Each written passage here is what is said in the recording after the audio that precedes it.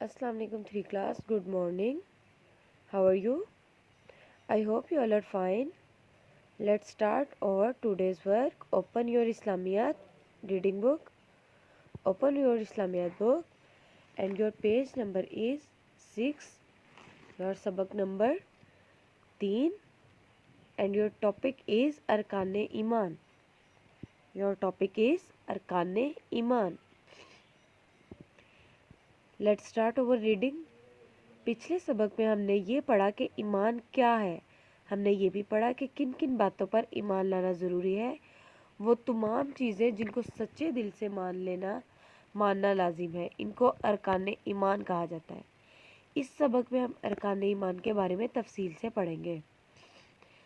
पिछले सबक में हमने पढ़ा था कि सबसे पहली चीज़ जिस पर हम ईमान लाते हैं वो क्या है, वो है अल्लाह पर ईमान। अल्लाह पर ईमान, तो हमारा सबसे पहला रुकन भी यही है अरकान ईमान में, अल्लाह पर ईमान। अल्लाह पर ईमान लाए बगैर कोई शख्स मुसलमान नहीं कहला सकता।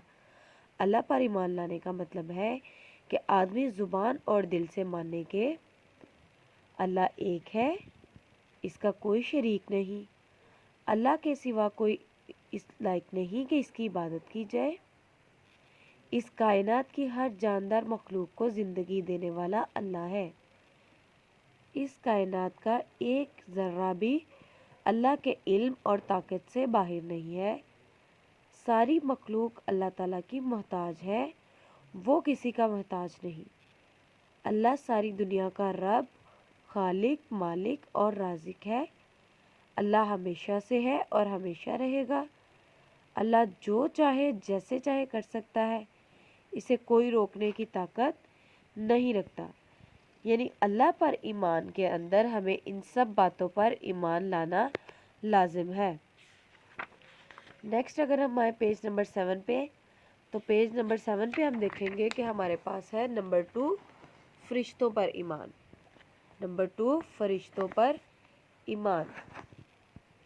फरिश्तों पर ईमान होने का मतलब ये है कि आदमी ये माने फरिश्ते अल्लाह की मखलूक हैं, फरिश्ते नूर से बनाए गए हैं और फरिश्ते इंसानों से पहले पैदा किए गए हैं।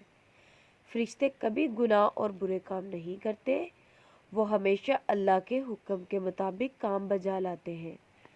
फरिश्तों के ज़िम्मे अल्लाह ने काम लगा रखे हैं, जैसे कुछ फरिश्ते इंसानों की हिफाजत करने की ज़िम्मेदारी अदा करते हैं। फरिश्ते हर वक्त अल्लाह की इबादत और अल्लाह का ज़िक्र करते हैं।